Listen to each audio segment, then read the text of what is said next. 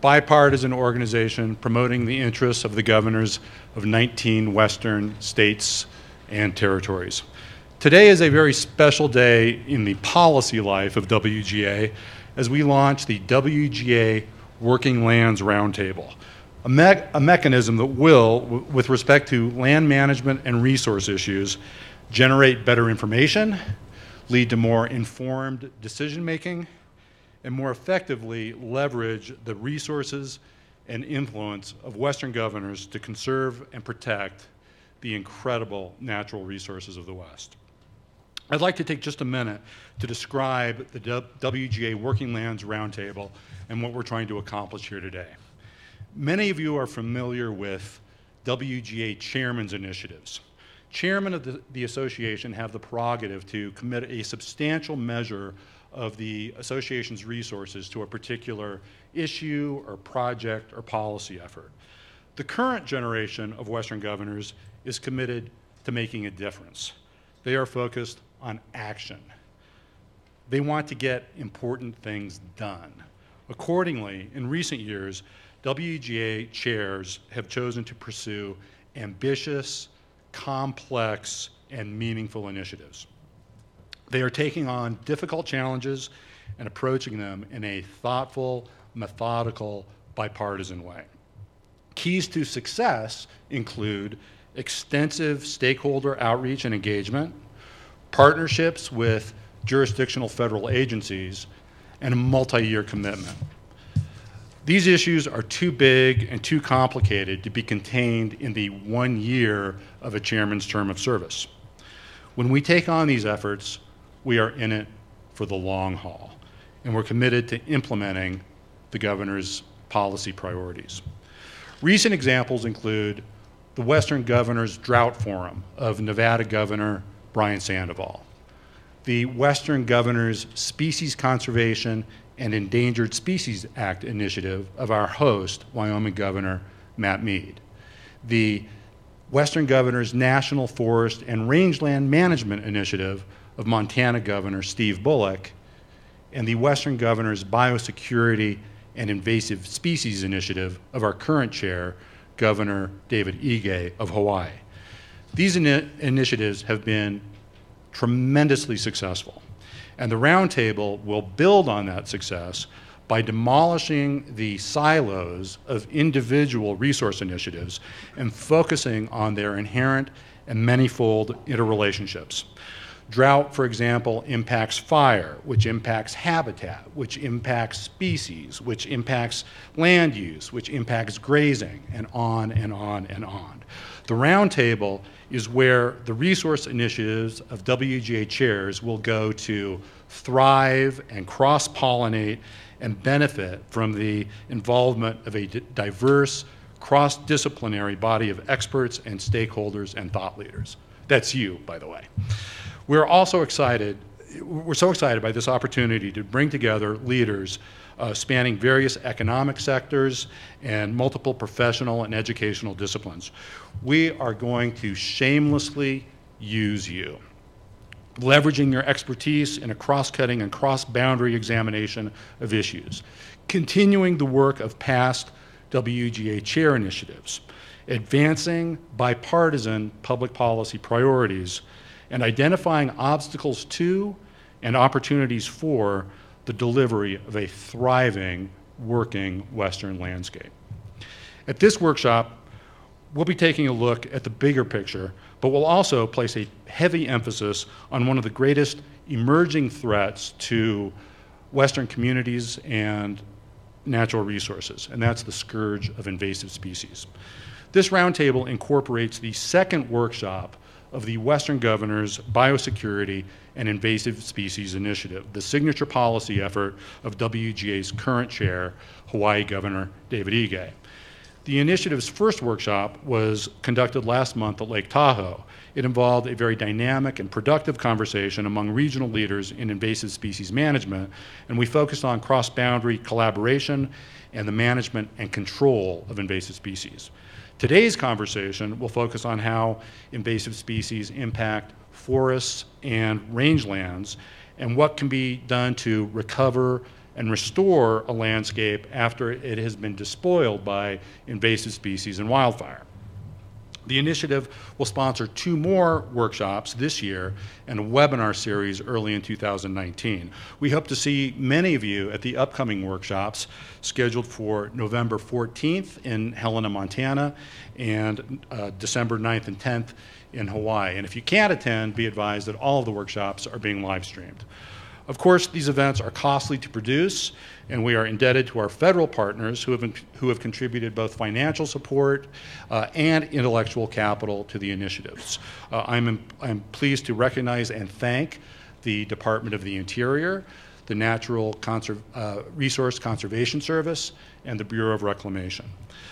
Before I introduce Governor Mead, I'd like to take a moment to express gratitude to our moderator, Doug Miyamoto, for taking 2 days out of his busy schedule to help us run this workshop. Doug serves as the director of the Wyoming Department of Agriculture, a position that he has held since 2015.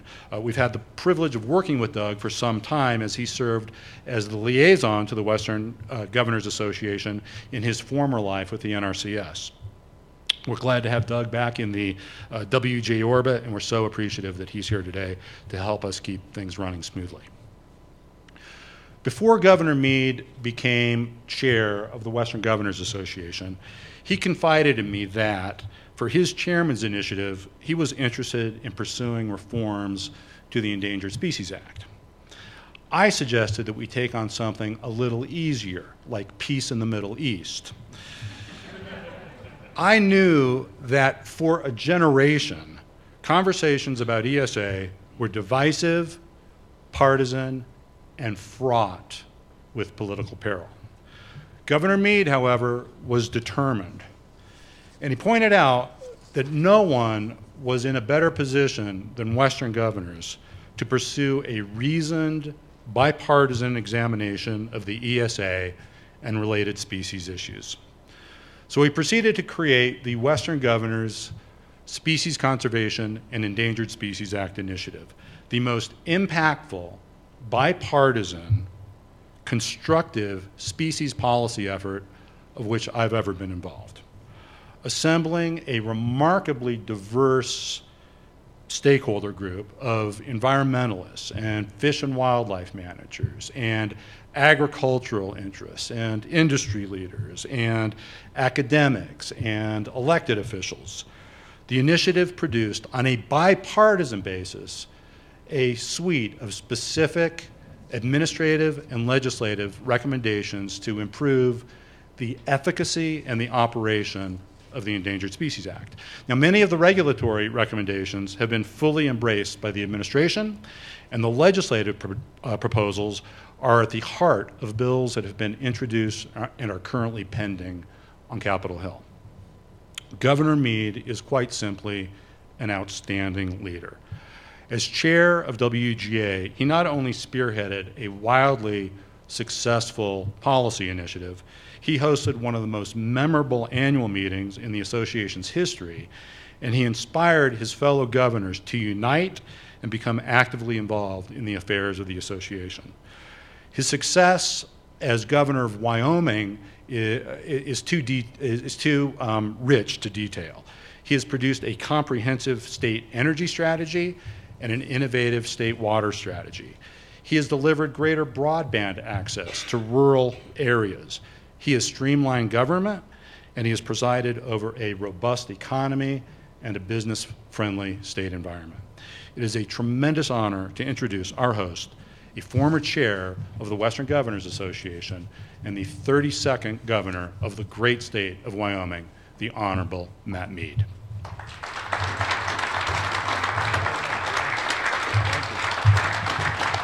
Thank you. Thank you very much. Thank you.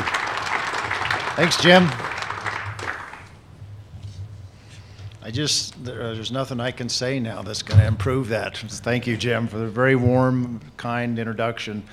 I want to welcome all of you here. I want to talk a little bit about a few species, but mainly I want to talk about Western governors. And I want to thank Governor Ige for his important chairman's initiative.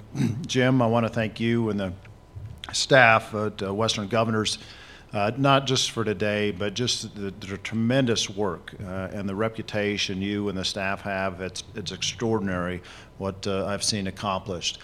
As I look out, I certainly recognize a lot of our federal partners, friends like Brian Rutledge that are here that have helped us, Scott Talbot from our Game and Fish. I know we have people here from Idaho, Arizona, and other states, and I welcome all of you not from Wyoming to Wyoming, and all of you from Wyoming.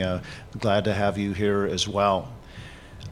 As you do your work during this roundtable, I want to try to set the stage for those of you that have not participated with Western Governors before about what I see as the value of Western Governors. I belong to Western Governors Association, Republican Governors Association, and the National Governors Association. And I appreciate the opportunity to work with the national governors and appreciate the opportunity to work with the Western governors, or the Republican governors. But I would just say, of all the organizations I belong to, none match Western governors in terms of getting things done. It's frankly not even close. And there's a number of reasons for that. First, I'll just start off with the trust issue. Western governors have a trust for one another, and it stems from a number of reasons. One, we are friends, Republicans and Democrats. We share a friendship. Just this morning, as a matter of fact, I got a text from Governor Bullock that was to myself and Governor Otter of Idaho. And as these things go, as an invitation to do something together of a social nature, and that is not unique. We share those opportunities with one another. And by having not only in just, by policy, bipartisan, but in fact, in practice, bipartisan efforts, we think we can get a lot done. And, we don't fly into each other's state, as you see sometimes with Congress. I don't fly into Montana because Governor Bullock's a Democrat and say, well, he's a Democrat and these are the things wrong with him. He doesn't fly into Wyoming and do that. We have mutual respect for one another, recognizing we have maybe from different parties, but there is so much that we have in common in terms of taking care of the West. And the West is a big area, the Flag Islands, Hawaii, the Rocky Mountains, it's a huge area. And what we collectively as Western governors have decided is that certainly we can, if we work, we can find political differences. Certainly if we work, we can find personality differences. But what's the point of that? We'll leave that to Congress. We're governors. We have things to do, and we got to get it done. And so it is, I share that with you because it's not only I'm just amazed at the work that the Western governors has done, the staff has done, Jim's leadership, but it's been just one of the most delightful things for me to be part of this, to see people who day in and day out put aside the politics, put aside the partisanship, and just say, what's best for the West? And you know what? So often what is best for the West is best for the country. And so it's remarkable, and I share that with you because I think it is important on this roundtable and the other chairman's initiatives Western governors have these ideas of what they want to work on, but it is all of you that make the difference. It's you attending, it is your different points of view, it's your expertise. But you need to know that you're in a framework that is Western governors that is sincere about finding solutions, that is sincere about doing it in a bipartisan effort. I mean, why sit here for a day, why sit here for 2 days if it just looks like it's just a political game, right? Why sit here if you don't think you're actually going to get something accomplished? And if you stood up and we had everybody raise their hands of, what party you belong to, what, background, environmentalist, rancher, you'll see there's a wide diversity. But this is an area where, because it's under the umbrella of Western governors, I just want you to know you can't have a better organization to share your ideas and your work. And so thank you for being here, and thank you for the work that you're going to be doing. It is done with, I want you to know, not just myself, but all the Western governors, we appreciate the work, and we want you to know that we are sincere about finding policy changes that are a help to the West and even beyond the West. Jim mentioned my initiative when I was chairman, and he did warn me before I tackled the Endangered Species Act that perhaps there was better ones to tackle. But I also recognized that the Endangered Species Act hadn't, and Brian Rutledge was involved in creating the Endangered Species Act, so I'm careful what I say here, but since 1973, there hadn't been really great changes in the Endangered Species Act. And hearing concerns from all different perspectives, I did think it was important to take that on. And it was the work of Western governors and works of a group like you all, that we had such a bipartisan effort, and it flew through Western governors' votes in terms of moving the policy forward. From there, I took it to the National Governors Association, which is a much trickier deal, trust me. The National Governors is much trickier. But even with national governors, it was watered down some, but even national governors, we were able to get a vote out by national governors that work, in fact, needed to be done, and some of the policies that Western governors had came out of national governors. From there, it has continued to move on. A working draft is now in the Senate. I have gone back and testified in front of the EPW about the changes that I think are needed. I don't know. I mean, nobody can predict where it ends up. But the point is that you are sitting here today and involved in a process that will allow it to work through Western governors and perhaps national governors, and to even move beyond and have real changes in Congress, statutory changes if they're needed, regulatory changes if those are needed. And so I want you to know that your time here is well spent, because you can make a difference.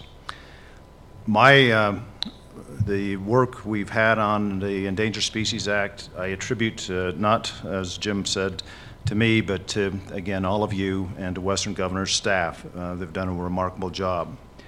Some of the things we are concerned about in Wyoming in terms of species, the quagga zebra mussels, Director Talbot, his agency has done a very good job. We, like other Western states, through the legislature, passed legislation to try to prevent that any boats coming into Wyoming, for example, are going to be expected. And what we can say, and I underscore the words to date, we've been successful. But here in the West, we see that it's a dangerous situation. But that's an example of invasive species. The species gets in, they outcompete the natural mussels, they take nutrients from the water. And in some ways, while I say to date, we worry that, it only takes one. And it only takes one bad year. And how do we deal with that as a state? And part of the answer on how you deal with it as a state is you don't. You have to deal with it as a region. You have to have a cooperative effort amongst the various states in order to make real progress on that.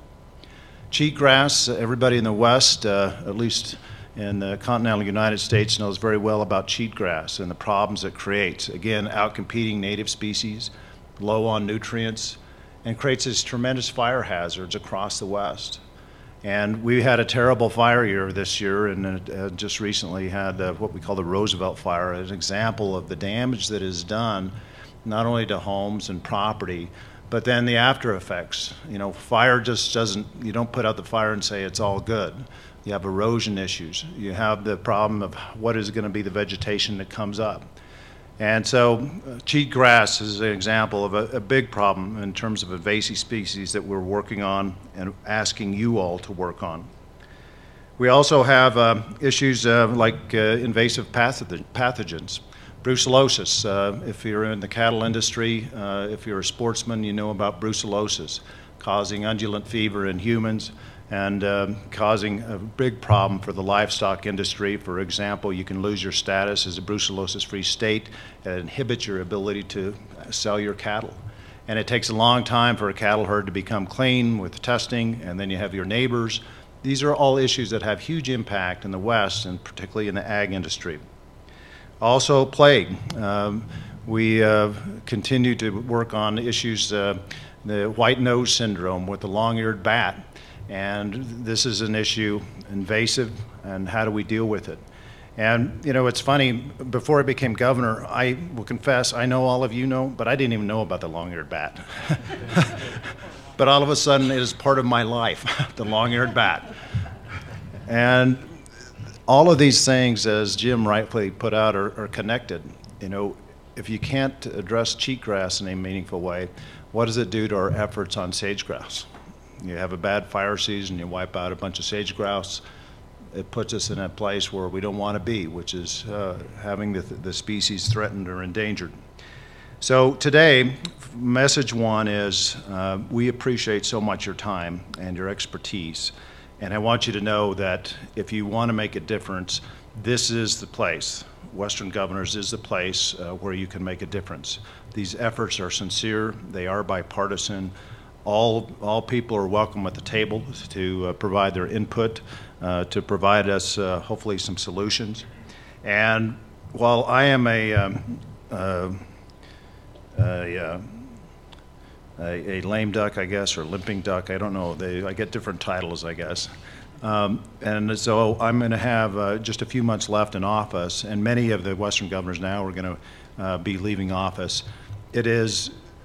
You shouldn't worry about the continuity, because the new governors come in, immediately they're going to be introduced to Western Governors. We, as an outgoing governor, will introduce my replacement to Western Governors, and it is the staff and Jim Ogsbury's leadership that will provide that continuity, so that as we start this initiative of Governor Ige's, it will continue on, just as the Endangered Species Act continued on. It's not a one and done. It's not just so you can show up at the conference to say you talked about something. It's actually to get policy changes.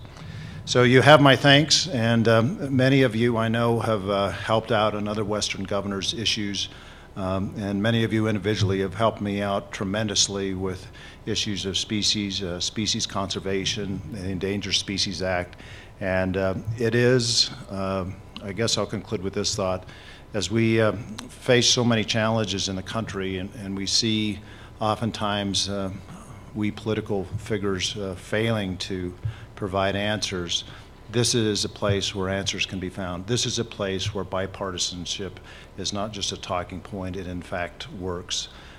And it works for us as the elected officials, and hopefully it works for all of you, the people who provide the answers for all of us. So thank you so much for being here.